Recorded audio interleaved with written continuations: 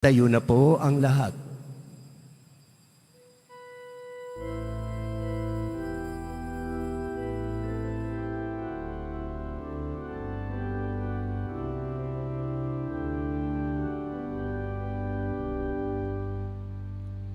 Kaawaan mo ako, O Diyos, ayon sa iyong kabutihan, ayon sa laki ng iyong habag, pawiin ng aking kasamaan. Hugasan ako sa aking pagkakasala at linisin sa aking kasalanan. Kaawaan mo ako, O Diyos, ayon sa iyong kabutihan, ayon sa laki ng iyong habag, pawiin ang aking kasamaan.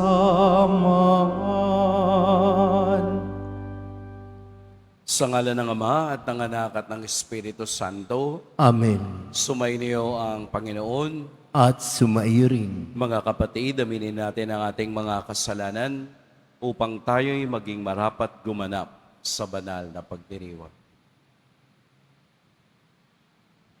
Tayo pong lahat, inaamin ko sa makapangyarihang Diyos At sa inyo mga kapatid, na lubha akong nagkasala sa isip, sa salita, sa gawa, at sa aking pagkukulang. Kaya isinasamo ko sa mahal na Birheng Maria, sa lahat ng mga anghel at mga banal, at sa inyo mga kapatid, na ako'y ipanalangin sa Panginoong ating Diyos. Kaawaan tayo ng makapangyarihang Diyos, patawarin tayo sa ating mga kasalanan, at patnubayan tayo sa buhay na walang hanggan. Amen. Panginoon, kaawaan mo kami. Panginoon, kaawaan mo kami. Kristo, kaawaan mo kami. Kristo, kaawaan mo kami. Panginoon, kaawaan mo kami. Panginoon, kaawaan mo kami. Manalangin tayo. Ama naming makapangyarihan, sa pagganap nitong 40 araw na paghahanda at sa lakas na dulot ng iyong salita, ipagkaloob mong maitalaga namin sa iyo ang banal na pagtitimpi ng aming buong pagkatao upang kami iyong laging marapating magkaisang diwa sa aming pagdalangin. Sa pamamagitan ni Jesucristo, kasama ng Espiritu Santo, magpa sa walang hanggan. Amen. Magsiupo na po ang lahat. Pagbasa mula sa aklat ng Deuteronomio. Nagsalita si Moises sa mga tao. Ngayon, mga Israelita, upang mabuhay kayo ng matagal at makarating sa lupaing ibinigay sa inyo ng Panginoon, unawain ninyong mabuti at sundin ang tuntuning itinuturo ko sa inyo. Ngayon nga'y itinuturo ko sa inyo ang mga tuntuning ito upang sundin. Unawain ninyo ito at sunding mabuti. Sa gayon, makikita ng ibang bansa ang inyong karunungan at lawak ng pangunawa. Sa gayon, hindi nila mapipigilang sabihin ang ganito: ang bansang ito'y matalino at may malawak na pagkaunawa. Sinong Diyos ng ibang bansa ang handang tumulong sa anumang oras liban sa Panginoon? Aling bansa ang may tuntuning kasing inam ng mga tuntuning ibinigay ko sa inyo ngayon? Ngunit, kaiingat kayo, ang mga bagay na inyong nasaksihan ay huwag ninyong kalilimutan o ipagwawalang bahala habang kayo'y nabubuhay. Ituro ninyo ito sa inyong mga anak at mga apo, ang salita ng Diyos. Salamat sa Diyos. Purihin mo, Jerusalem, ang Panginoong butihin. Purihin mo, Jerusalem, ang Panginoong butihin. Purihin mo, Jerusalem. Purihin ang Panginoon. Purihin mo ang Diyos, kayong mga tagasyon. Yaong mga pintuan mo ay siya ang nag-iingat. Ang lahat ng iyong lingkod ay siya ang nagbabasbas. Purihin mo, Jerusalem, ang Panginoong butihin. Ginagawang matahimik yaong mga hangganan mo. Bibigyan kang kasiyahan sa kaloob niyang trigo. Kung siya ay naguutos, agad itong natutupad. Dumarating sa daigdig na hindi naluluwat. Purihin mo, Jerusalem, ang Panginoong butihin. Kay Jacob niya ibinigay ang balita at pabilin. Ang tuntunit mga aral ibinigay sa Israel. Ang ganitong karapatan ay wala ang ibang bansa, pagkat hindi nila batid ang utos na itinakda. Purihin ang Panginoon. Purihin mo, Jerusalem, ang Panginoong butihin. Magsitayo na po ang lahat.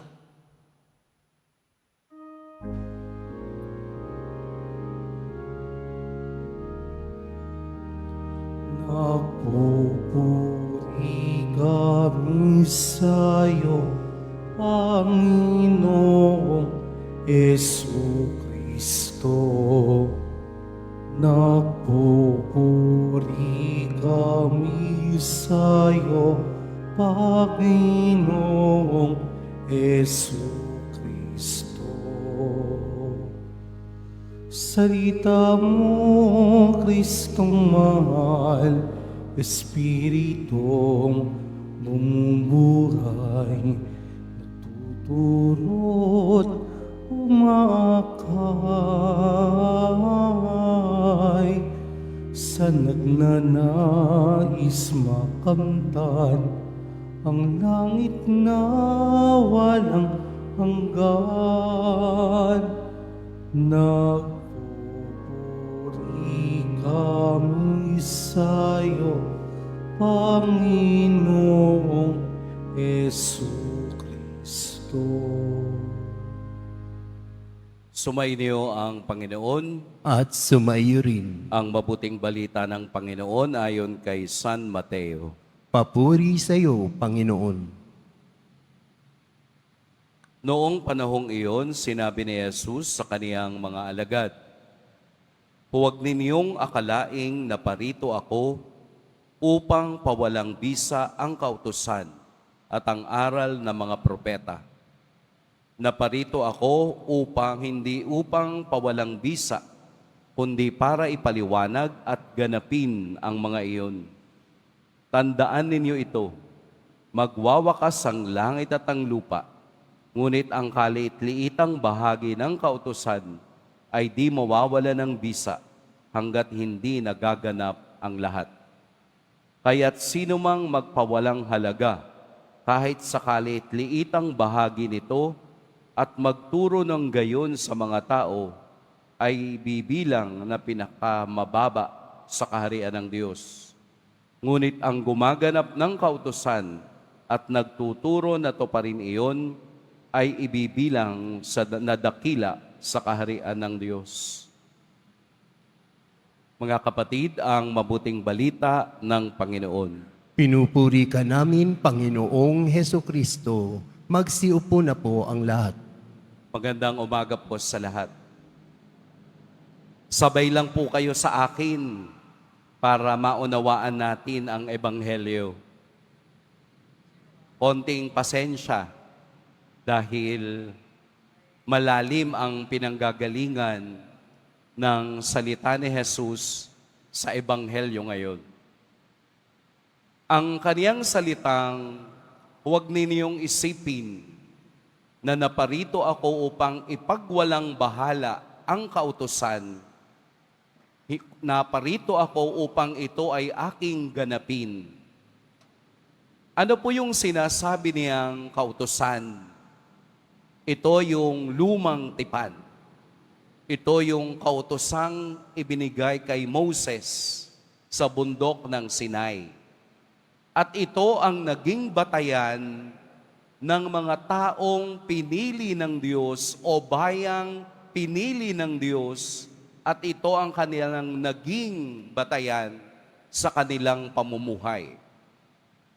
Kaya nga po, ang mga batas na ito ay nakasalalay sa human reason. Napakinggan ninyo yung unang pagbasa. Matatalino yung mga tao. Kaya ang batas na ito ay mayroong bahagi ng kaisipan ng tao.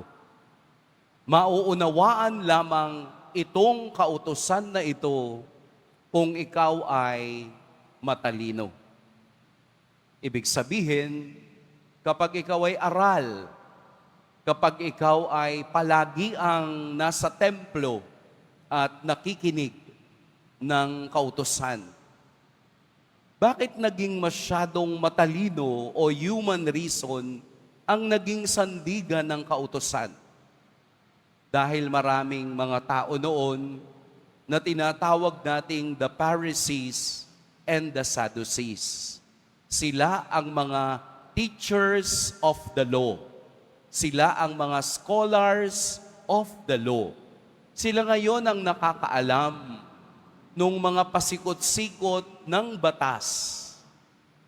At alam ba ninyo na mula sa simpleng 10 batas, 10 commandments na ibinigay ni Yahweh kay Moses, ito ay nanganak ng nanganak dahil sa talino ng interpretation ng tao, naging halos ito ay 200 plus. Ibig sabihin, ininterpret nila ayon sa kanilang talino ang batas o kautusan na ibinigay ng Diyos. Kaya nga ito ay nahati generally sa dalawa. The moral law at saka yung kanilang worship law. Ang daming bawal. Ang daming ipinagbabawal na batas noong lumang tipan. Kung babasahin po ninyo ng kabuuan ang libro ng Leviticus, ang libro ng Deuteronomy, makikita ninyo doon na napakarami palang ipinagbabawal kung ikaw ay bahagi ng bayan ng Diyos.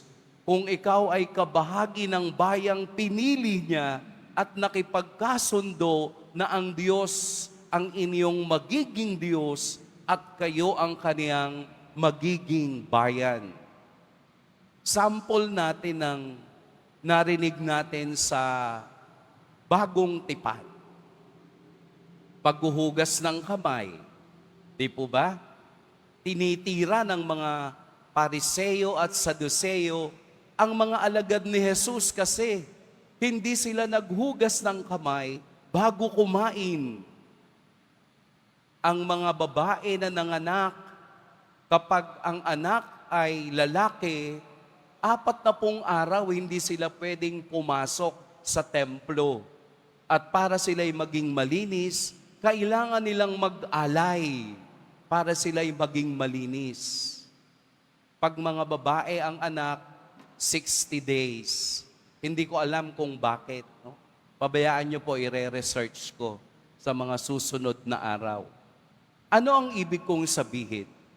Yung mga batas na ito, ang siyang nagiging sangkalan ng mga Pariseo at Saduceo na pahirapan ang tao. Ang mga batas na ito, ang siyang naglilimita sa tao upang sumamba sa tunay na Diyos. Halimbawa, makasalanan ka, para makapasok ka sa templo, kailangan mong bumili ng baka sa labas. Kailangan mong bumili ng kambing.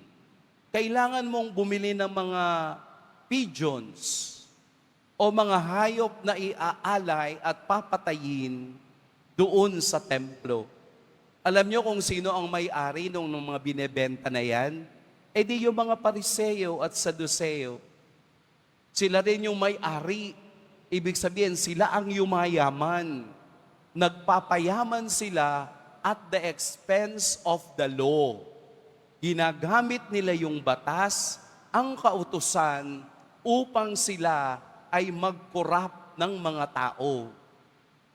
At kaya sa ating ebanghelyo, malinaw na hindi human reason ang batayan ng kaligtasan. Si Jesus ay naparito upang ganapin ang batas. Anong ibig sabihin ng ganapin ang batas?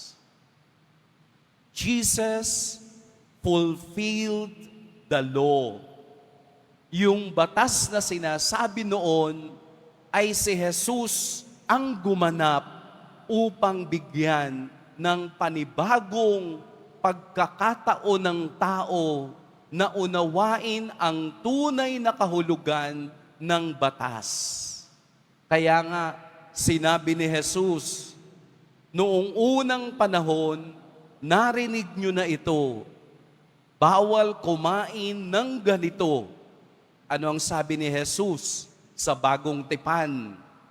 Hindi ang pumapasok sa bibig ng tao ang nagpapadumi sa kaniya, kung hindi ang lumalabas sa kaniyang bibig. Binago ni Jesus ang pag-unawa ng tao. You have heard it was said. Narinig na ninyong sinabi, an eye for an eye and a tooth for a tooth. Pero ang sabi ni Jesus, mahalin mo ang iyong kaaway. Ano ang kaibahan? Na ang batas ay nanggagaling na kay Jesus at hindi na sa talino ng tao. Na ang batas ay hindi nakabase sa human reason, kung hindi ang batas ay nakabase sa biyaya at grasya ng Diyos. Kung marunong ka mang sumunod sa batas, kung walang biyayang nanggagaling sa Diyos, ang pagsunod natin ay nawawalan ng halaga.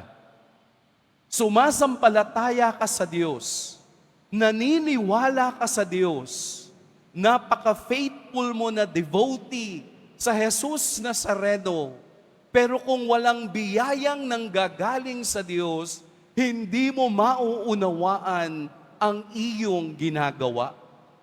Kapag walang biyayang nanggagaling sa Kanya, hindi natin makikita ang kahulugan ng ating ginagawa.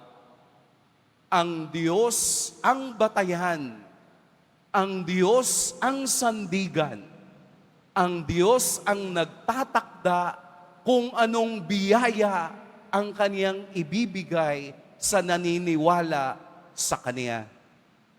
Kaya kung walang pagbibiyayang nanggagaling sa Diyos, nagiging void, nagiging vacuum ang ating pananampalataya.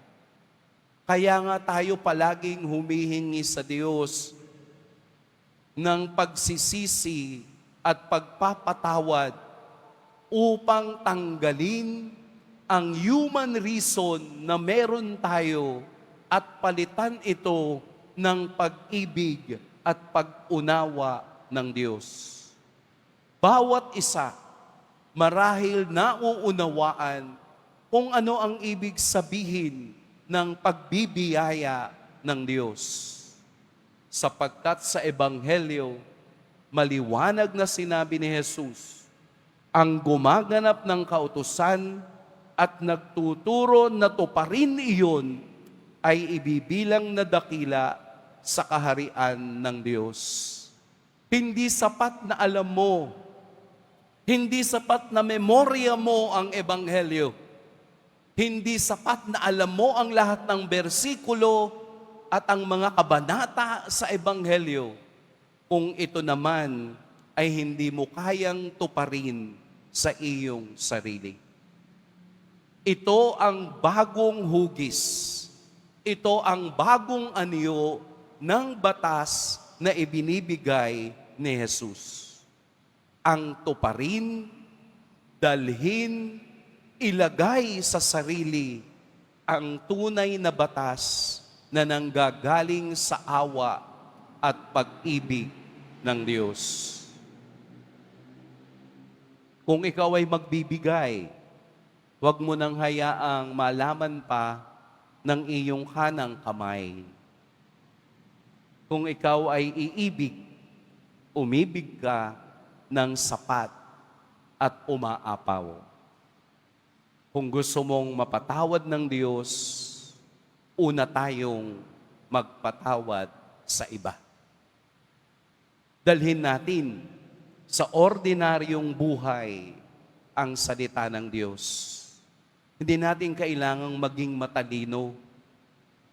Hindi natin kailangan maging summa cum laude para unawain ang salita ng Diyos. Yung simpleng pagsunod ay isa ng takda na tayo'y kasama sa kaharian ng Diyos. Pagpalain tayo ng poong may kapal. Magsitayo na po ang lahat.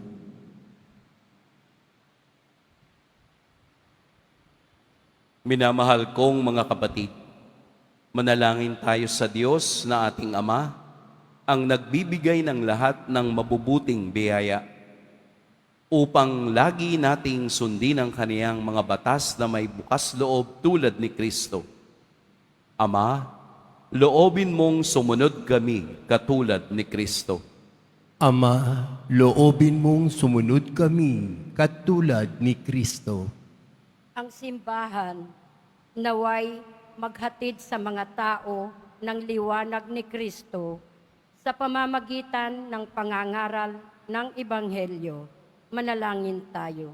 Ama, loobin mong sumunod kami katulad ni Kristo.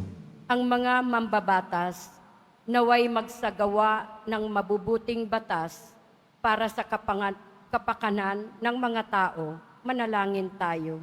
Ama, loobin mong sumunod kami katulad ni Kristo. Ang mga pinuno ng pamahalaan naway magpatupad ng mga batas at maghatid ng kalayaan at katarungan sa kanilang mga nasasakupan.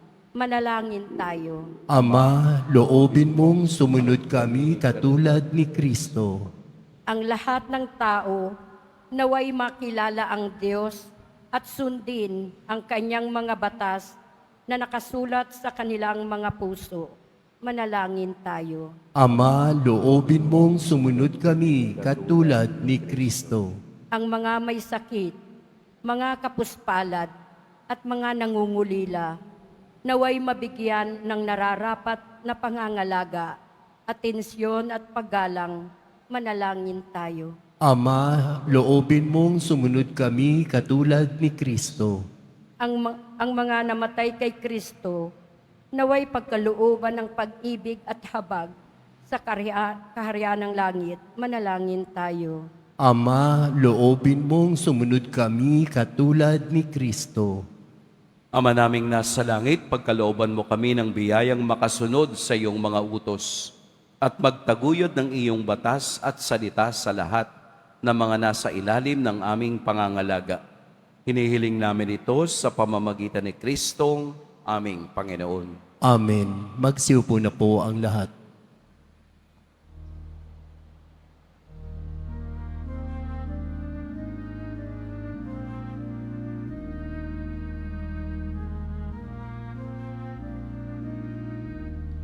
Sumasamo kami sa'yo, marapatin niyaring alay. Panginoon, tanggapin mo itong alak at tinapay. Sa'yo po namin mundo. Buong puso't pag-iisip, inayo mo sa panganib at hubugin sa pag-ibig. Magsitayo na po ang lahat. Manalangin kayo mga kapatid upang ang paghahain natin ay kalugdan ng Diyos amang makapangyarihan. Tanggapin nawa ng Panginoon itong paghahain sa iyong mga kamay, sa kapurihan niya at karangalan, sa ating kapakinabangan at sa buong sambayanan niyang banal. Ama naming lumikha, tanggapin mo ang mga panalangin at alay ng iyong sambayanan. At kami ipagtanggol mo sa mga ligalig sa buhay.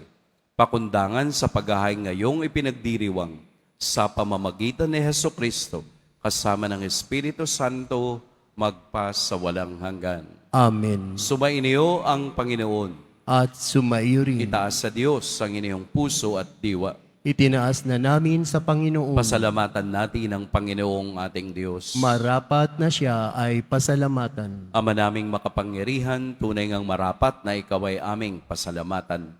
Sa pamamagitan ni Jesucristo na aming Panginoon, minarapat mong ang pagtitiis para sa naghihirap ay maging tagapagpahiwatig ng pasasalamat na aming inihahain ngayon sa iyong hapag. Ang iyong anak ay ulirang tagabigay ng pagsasaluhan sa mga nagugutom at mga nauuhaw. Sa pagsunod namin sa gili mong anak, ang pagkamaawain mo ay aming ginaganap upang ang pag-iimbot ay mapawing lahat sa aming pag-uugali at gawaing binabalak. Kaya kaisa ng mga anghel na nagsisiawit ng papuri sa iyo, nang walang humpay sa kalangitan, kami nagbubunyi sa iyong kadakilaan.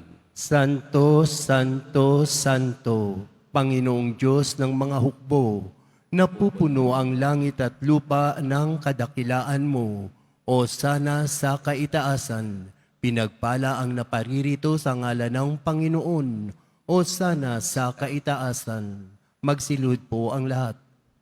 Ama naming banal, ikaw ang bukal ng tanang kabanalan. Kaya't sa pamamagitan ng iyong Espiritu, gawin mong banal ang kaloob na ito upang para sa amin maging katawan at dugo ng aming Panginoong Hesukristo.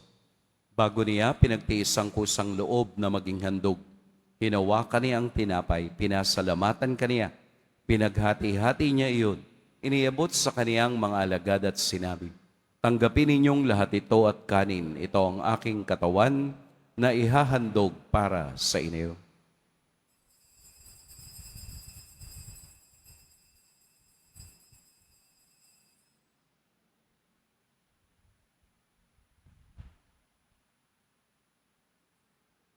Gayun din naman, noong matapos ang hapunan, hinawakan niya ang kalis, muli kaniyang pinasalamatan, inabot niya ang kalis sa kaniyang mga alagad at sinabi, tanggapin ninyong lahat ito at inumin. Ito ang kalis ng aking dugo.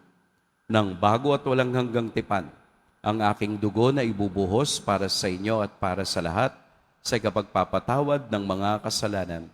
Gawin ninyo ito sa pag-alala sa akin.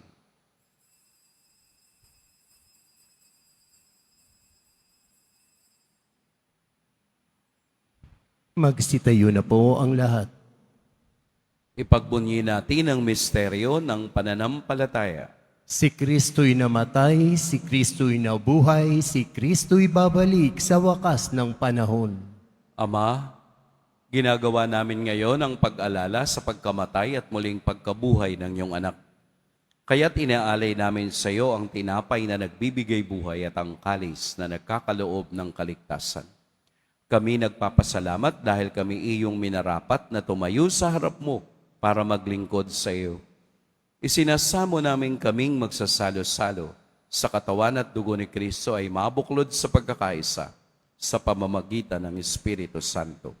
Ama, lingapin mo ang iyong simbahang laganap sa buong daigdig. Puspusin mo kami sa pag-ibig kay San Francisco na aming Papa at ni Jose na aming Obispo at ng Tanang Kaparian. Alalahanin mo rin ang mga kapatid naming nahimlay nang may pag-asang sila'y muling mabubuhay, gayon din ang lahat ng mga pumanaw. Kaawaan mo sila at patuloyin sa iyong kaliwanagan. Kaawaan mo at pagintapating kaming lahat na makasalo sa iyong buhay na walang wakas. Kaisa ng mahal na Birheng Maria na ina ng Diyos, ng kabiyak ng puso niyang si San Jose, kaisa ng mga apostol ni San Juan Bautista, at ng lahat ng mga banal na namuhay dito sa daigdig ng kalugod-lugod sa iyo, maipagdiwang nawa namin ang pagpupuri sa ikararangal mo sa pamamagitan ng iyong anak na aming Panginoong Heso Kristo. Sa pamamagitan ni Kristo, kasama niya at sa Kaniya, ang lahat ng parangal at papuri sa iyo, Diyos amang makapangyarihan, kasama ng Espiritu Santo, magpa sa walang hanggan. Amen. Sa tagubilin ng nakagagaling na utos at sa turo ni Jesus, na Panginoon natin at Diyos, ipahayag natin ng lakas loob. Ama namin, sumasalangit ka, sambahin ang ngalan mo.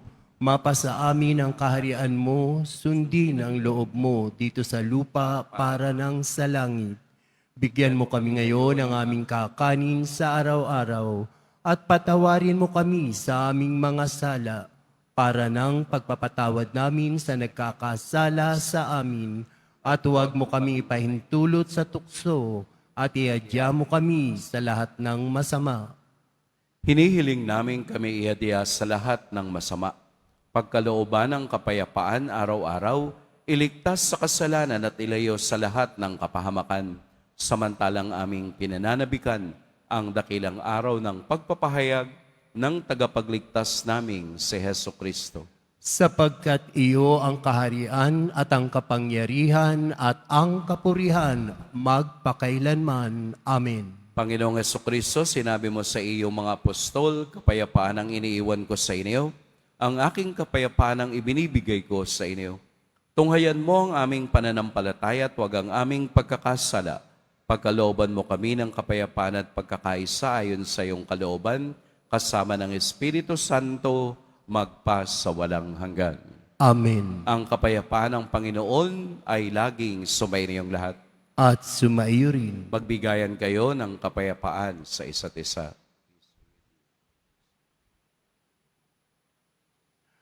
Kordero ng Diyos na nag-aalis ng mga kasalanan ng sanlibutan, maawa ka sa amin. Kordero ng Diyos na nag-aalis ng mga kasalanan ng sanlibutan, maawa ka sa amin. Kordero ng Diyos na nag-aalis ng mga kasalanan ng sanlibutan, ipagkaloob mo sa amin ang kapayapaan. Magsilihod na po ang lahat. Narito si Jesus ang kaganapan ng lahat ng kasulatan. Ito ang kordero ng Diyos. Ito ang nag-aalis sa mga kasalanan ng sanlibutan. Mapapalad ang inaanyayahan sa kaniyang piging. Panginoon, hindi ako karapat-dapat na magpatuloy sa iyo, ngunit sa isang salita mo lamang ay gagaling na ako.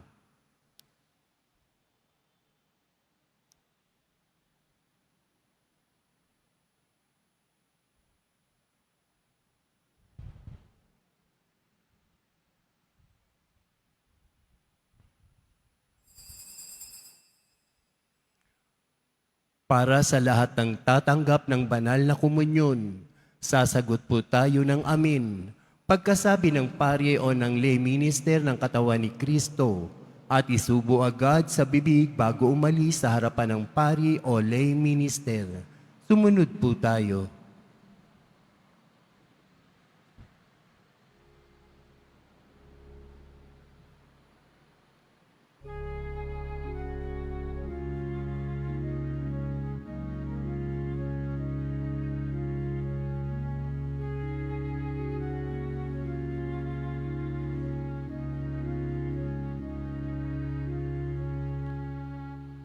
Soul of Christ, sanctify me.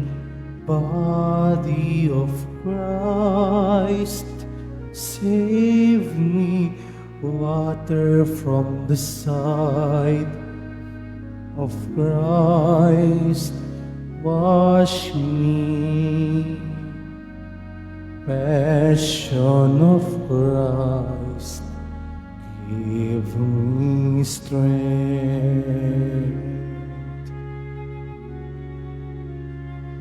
Hear me, Jesus. Hide me in thy wounds, that I may never leave thy side. From all the evil that surrounds me, defend me. And when the call of death arrives, bid me come to thee, that I may praise thee with thy saints forever.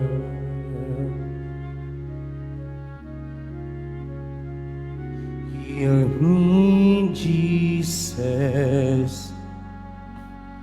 Hide me in thy wounds, that I may never leave thy side.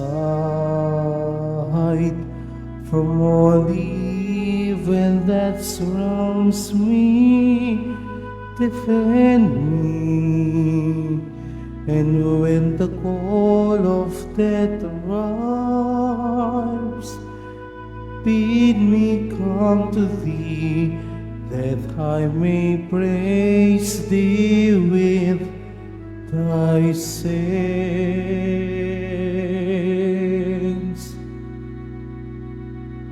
forever.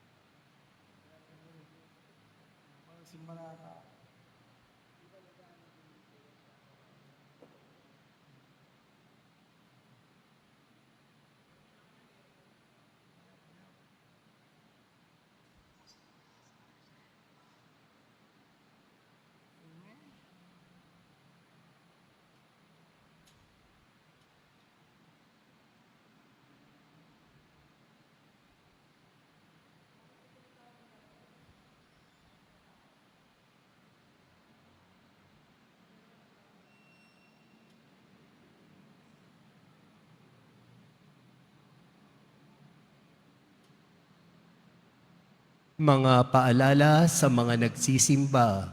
Pagkatapos ng misa, wiwisikan po ang lahat ng banal na tubig. Pinakikiusapan ng lahat na manatili lamang muna sa inyong mga lugar. Tanging sa Quezon Boulevard o sa Plaza San Juan lamang ang labasan ng lahat. Sumunod po tayo. Maraming salamat po sa inyong pagdalaw at pagsisimba sa Basilica Minor at Pambansang Dambana ni Jesus Nazareno. Magsitayo na po ang lahat. Manalangin tayo. Ama naming mapagmahal, kami nawang pabanalin ng aming pinagsaluhan sa hapag ng banal na pakikinabang sa ikapapagiging dapat namin sa mga pangakong ibibigay sa pamamagitan ni Hesukristo kasama ng Espiritu Santo magpa sa walang hanggan. Amen. Sumainyo ang Panginoon. At sumaiyo rin. Yumuko kayo para sa pagbabasbas. Mahal na poong Jesus Nazareno, inihayag mo sa pamamagitan ng krus ang walang maliw na pag-ibig ng Diyos sa sangkatauhan. Pakinggan mo ang kahilingan, lalo na para sa mga nangangailangan ng iyong tulong at awa. Makamtanawa namin ang iyong kasagutan na may utang na loob na tinatanaw. Basbasan din po ninyo itong mga imahen at dasalan upang lalo kaming manalangin at magtiwala. Sa pamamagitan ng bendisyon na ito, naway lalo kaming maging mapaglingkod, masunurin at tapat sa iyo na aming malwalhating Panginoon, magpas sa walang hanggan. Amen. At pagpalain kayo ng makapangyarihan at mapagmahal na Diyos, ang Ama at Anak at Espiritu Santo. Amen. Humayo kayong taglayang kapayapaan ng Poong Jesus Nazareno. Salamat sa Diyos.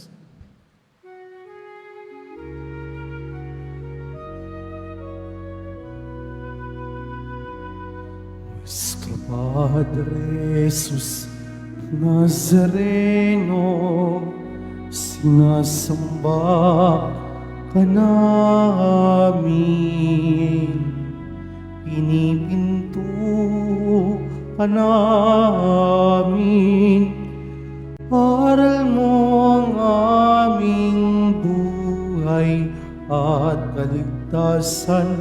Nuestro Padre Jesus Nazareno, iligtas mo kami sa kasalanan. Ang krus mong kinamatayan ay sagisag ng aming kaligtasan. Nuestro Padre Jesus Nazareno, rangal ka namin. Nuestro Padre Jesus Nazareno, minulwalhati ka namin. Nuestro Padre Jesus Nazareno, dinarangal ka namin. Nuestro Padre Jesus Nazareno, minulwalhati ka namin.